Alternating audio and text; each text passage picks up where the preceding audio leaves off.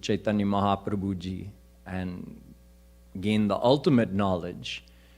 But in this conversation, Mahaprabhu ji is asking the questions and Rai Ramanand is trying to answer. But so it seems on one hand that Mahaprabhu ji is asking because when a person asks, it means they don't know. But that's not actually why he's asking. He's asking so that the knowledge can be revealed. Just like Parvati asked questions in the Ramayana and Shankarji gave the answers. And because of that conversation, all of Ram's Leelas were revealed. Just like Arjun questioned in the Gita and Shri Krishna gave the answers, and because of that, the knowledge of the Gita is available today. And just like in the Bhagavatam, Uddhav asked questions and Shri Krishna gave the answers in the whole 11th canto, and because of that, we have all of that knowledge available to us today. Similarly, Mahaprabhu ji was asking questions and Rai Ramanand was answering. But although he was asking the questions, Mahaprabhu ji was also judging the answers. And he was telling, is this answer good enough or do we need more information? So his question was, what is the aim of the soul? Very basic question. In other words, why are we here? What are we supposed to be doing? What are we supposed to be striving for? जीव का साध्य क्या है? जीव का लक्ष्य क्या है? So Rai Ramanand ji started his answer by quoting from the Gita. He said, Sve sve karmanya bhiratah sansiddhim labhate narah. In the Gita, at one place where Shri Krishna is explaining about karma, he's explaining about one's duties and how we have to fulfill those duties, he actually says, Sve Sve means one's own. Sve Sve karmanya bhiratah sansiddhim labhate naraha. Shri Krishna says one attains perfection by observing one's duties. So Rai Ramanand ji said, he quoted this shlok from Gita and he said, the aim of human life is to attain perfection by observing one's duties. In other words, perform all your karma, fulfill all of your responsibilities. That's the aim of your existence. The same is told at many places in Veda. Kurvanne veha karmani jijivishet tagvam samah. Ishavasya Upanishad says, live for 100 years, and for those whole 100 years, keep observing all the do's and don'ts of dharma according to your own status and age. In other words, observe all the do's and don'ts of varnashram dharma, and you will attain perfection. However, Mahaprabhu ji was not satisfied by this answer. He said, all you'll get from that is swarg. Rai Ramanand ji was quoting from Gita, but Gita itself says, Te tam bhuktva swargalokam vishalam kshirne punye martyalokam vishanti evam trayi dharma manuprapanna gata gatang kama kama labhante. Those who observe all the do's and don'ts of dharma, they attain swarg. And over there in swarg, although it's true, they enjoy amazing pleasures, many, many times greater than the pleasures of this earth, but they're the same kinds of pleasures. They may be further refined, but they're still just sensual pleasures that you enjoy through your five senses. So just like you don't find perfection over here just through sensual enjoyment, you don't find perfection over there either through those refined sensual enjoyments of Swarg. And this particular shlok of Gita says that those who believe in dharma in that way, they keep going to Swarg and coming back. Gata gatam. They just go and come back, go and come back. They never go beyond Swarg and they never attain perfect happiness. They're still caught in this cycle of birth and death, and they're still caught in the cycle or the 8.4 million species of existence. They're still wandering through all of those species. Why? Because their mind is still attached in the field of sattva raj tam. Urdhvam gacchanti sattvastha madhye tishthanti rajasa jaghanya guna vrittistha adho gacchanti tamasa. The Gita further tells that if you do sattvic karma, in other words, you observe all of your duties, you practice dharma according to the rights and wrongs told in the Vedas, then you'll go up to Swarg temporarily.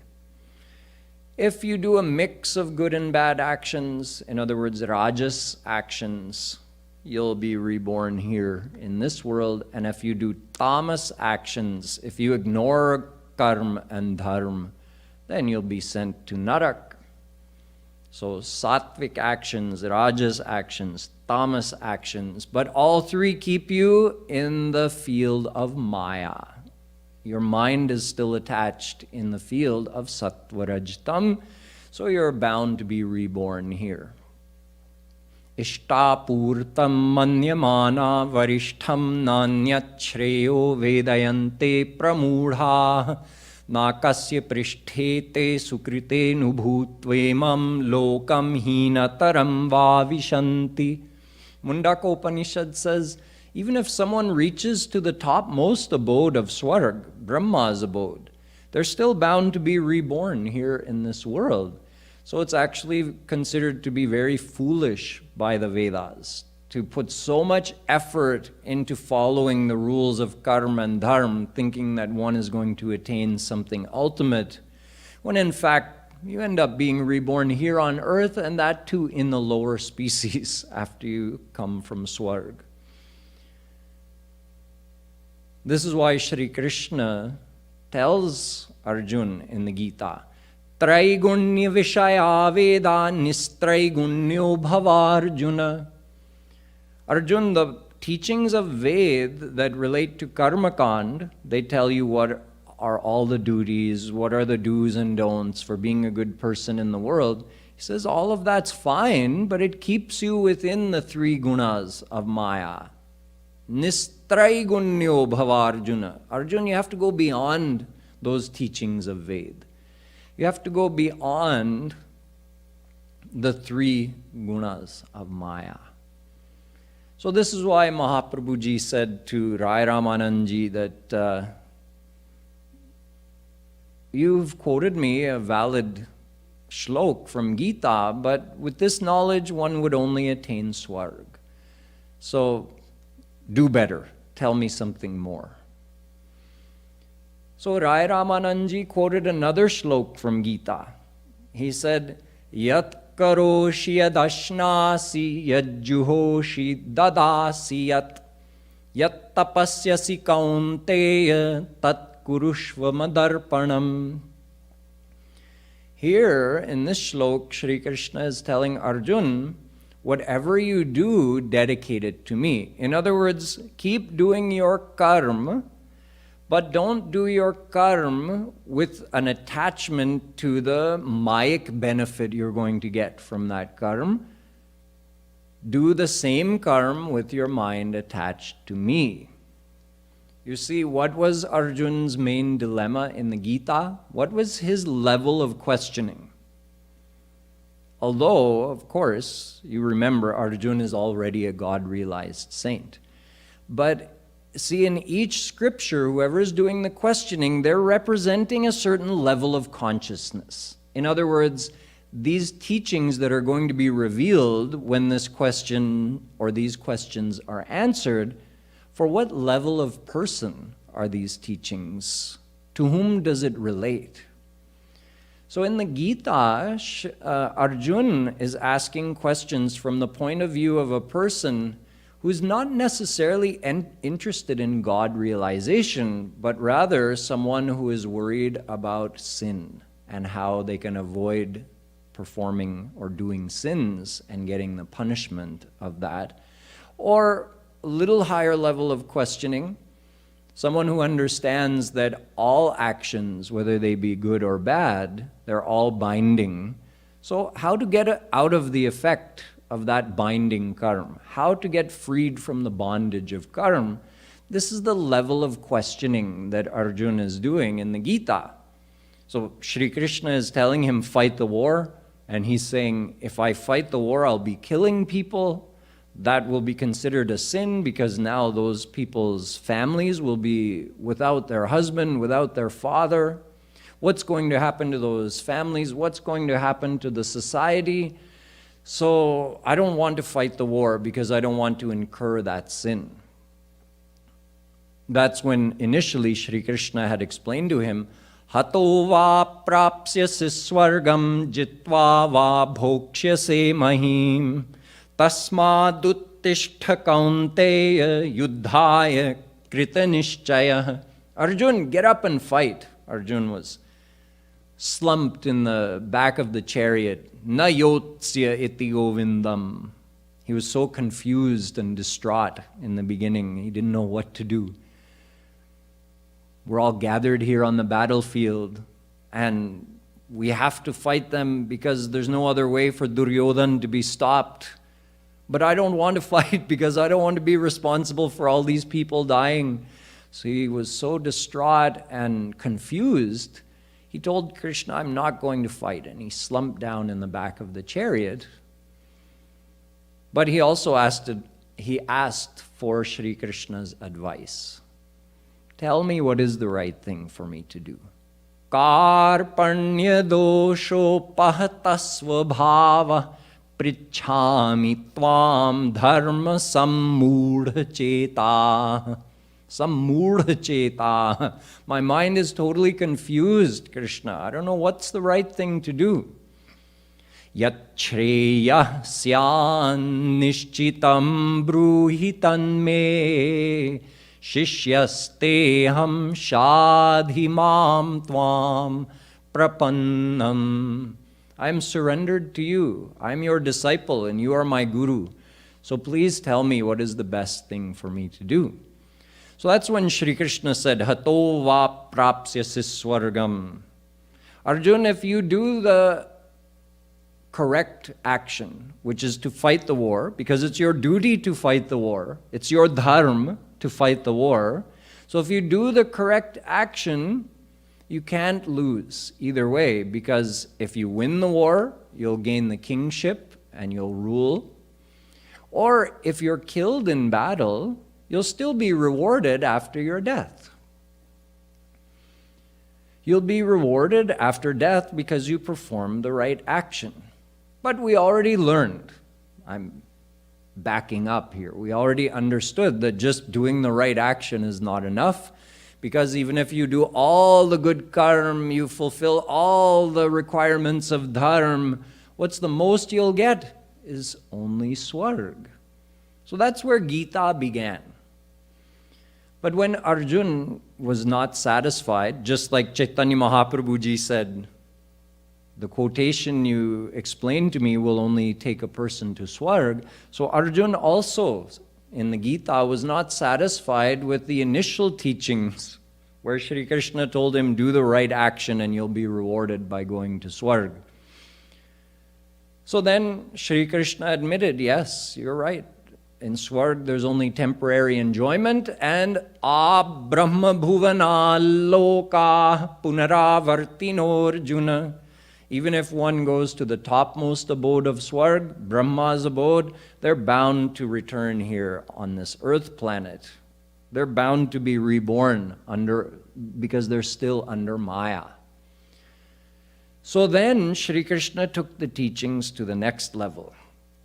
He said, Karmanyadhikaraste ma phaleshu kadachana ma karma phalaheturbhur ma te sangostva karmani buddhi yukto jahatiha ubhe sukrita dushkrite tasmad yogaya yujyasva yoga karmasu kaushalam. Shri Krishna told Arjuna, you have to perform your good actions with great skill. What is that skill? It is the skill of performing the good action and yet being free of the bondage of that action. A good action is also binding because you performed it with your mind in Maya. You performed it with the desire to be rewarded. So he says, perform your good actions without the desire for the reward. Then where should my mind be? See, initially, Shri Krishna is just saying, Jahatiha ubhe sukrita dushkrite. Arjun, you need to defeat both good actions and bad actions. Because punyena punyalokam nayati papena papam ubhabhyam eva manushyalokam. Mundaka Upanishad. If you do good action, you go to Swarg. You do bad action, you go to Narak. A mix, you come back here. Either way, you're caught in the cycle of birth and death and you're bound by karma. So Arjun, you have to defeat good and bad actions, not just bad actions. Okay, how do I do that? Perform the good action. Don't perform bad action. Perform the good action, but without the desire for the phal. Don't desire the reward of that good action.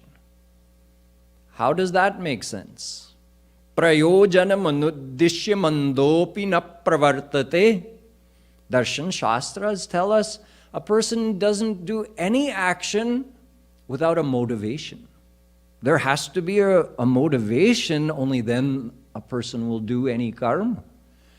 So I must have the desire for the phal, otherwise why would I perform the good action? Phal means the fruit, the outcome. Will I just leave my mind floating in nothingness and then perform good actions? How's that possible? So that's when later on in the Gita, Shri Krishna tells Arjun, Yat karoshi yadashnasi yad juhoshi dadasi yat tapasyasi kaunteya tat kurushva madarpanam. And this is the shlok that Rai Ramanandji quoted to Mahaprabhuji. He said, Shri Krishna is telling Arjun, whatever you do, all the good actions you do, yat karoshi, yadashnasi, whatever you eat, yad juhoshi, whatever Vedic karma rituals you do, religious rituals you do, dadasi yat, whatever charity you give, tat kurushva madarpanam, whatever you do, offer it to me. Okay. So now we've taken the next step. We know we can't just leave our mind floating in nothingness. Either our mind is going to be in Maya or it's going to be in God. So Shri Krishna says, do the action while remembering me. Okay, what's the benefit of that? The benefit of that is that that action will not bind you. Where does the binding quality of an action come from? From the motivation of the mind that caused the action. So if you're performing the action while thinking of me, then your mind is not creating that binding consequence of that karma. Therefore, Arjun, you will be free of the consequence of that karma. Swakarmana tamabhyarchya siddhim vindati manava. At another place in Gita, Shri Krishna tells Arjun, do all of your karma, perform all of your duties, but offer them to me. Then you'll attain perfection. So in this case, the perfection he's referring to is the perfection of having no consequence of that karma. But Mahaprabhuji was not fully satisfied with this answer either. He said, you've only now explained to me how I can perform a karma without getting the consequence of it. In other words, how I can do akarma. I'm doing actions, but I'm not going to be bound by the consequences of those actions. He says, you have to tell me something more than that. That's not only the aim of life, just to be doing actions and not get the consequences of them. There has to be something more. You see, a person has three forms of karma. When we say we're bound by karma, that karma has three forms. The karma we're doing right now is called kriyamana karma.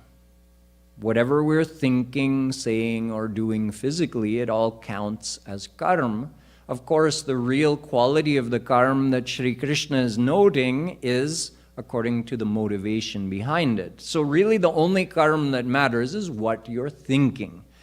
But all of those thoughts are being added up. He's keeping track of it. And all of that is in the category of kriyamana karma. So whatever we think in this life counts as our kriyamana karma. That's one of the three forms of karma.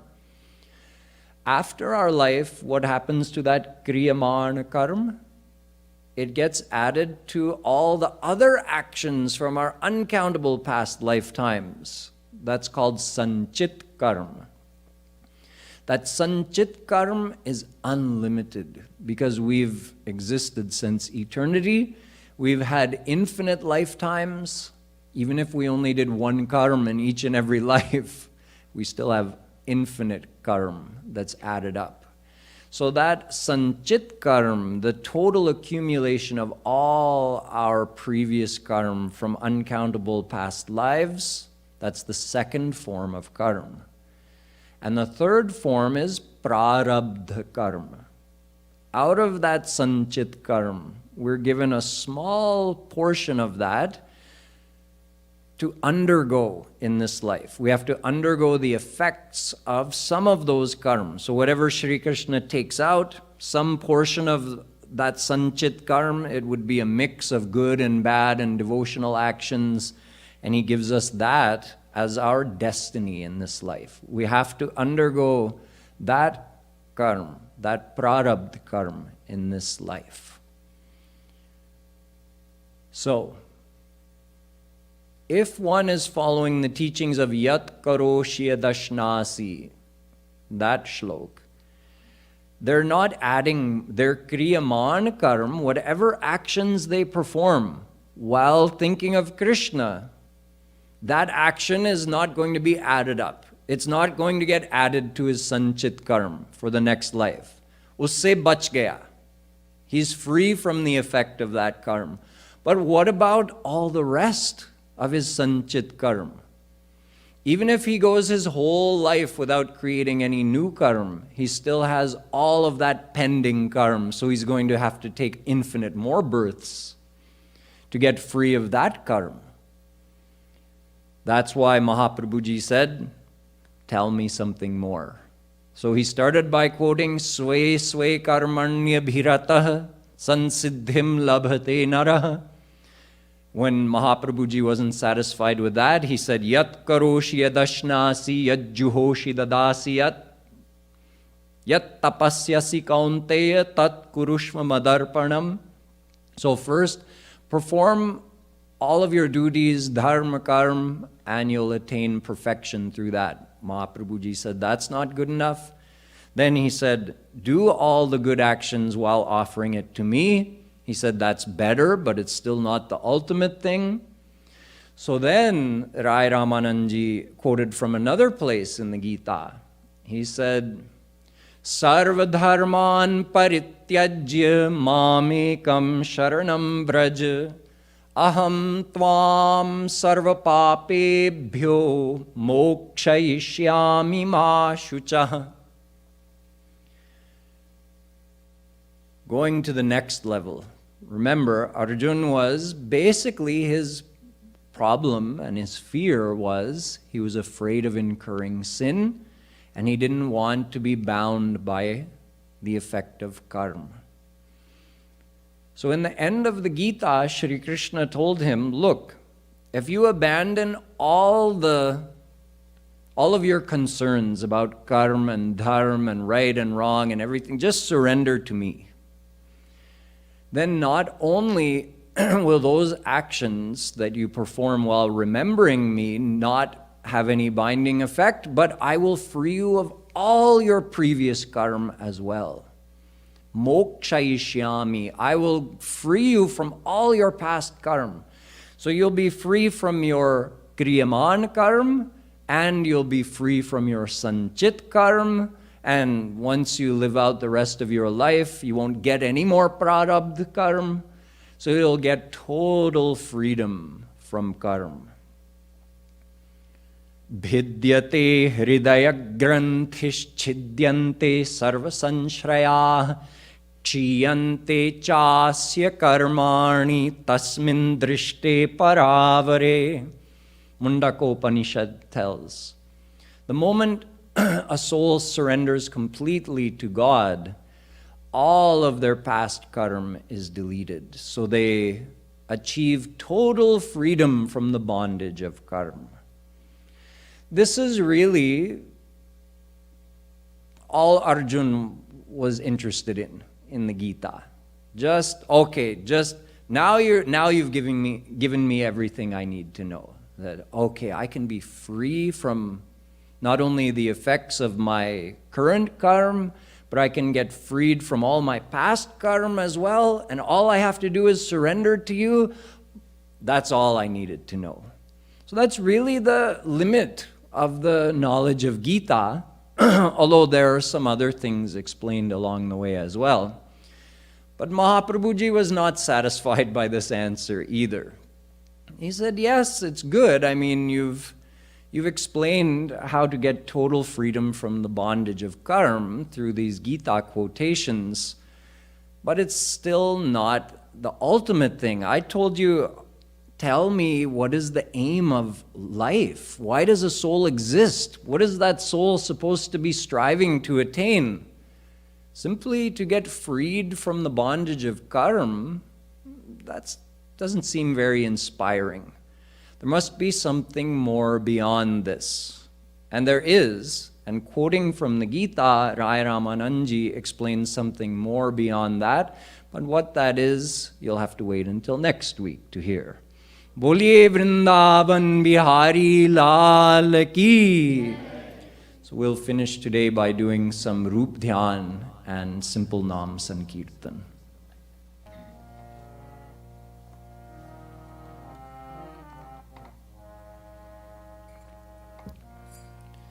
Radhe Radhe Govinda Govinda Radhe Radhe Radhe Govinda Govinda Radhe Radhe Radhe Govinda Govinda Radhe Radhe Radhe Govinda Govinda Radhe Radhe Radhe Govinda Govinda Radhe Radhe Radhe Govinda Govinda Radhe Radhe Radhe Govinda Govinda Radhe Radhe Radhe Govinda Govinda Radhe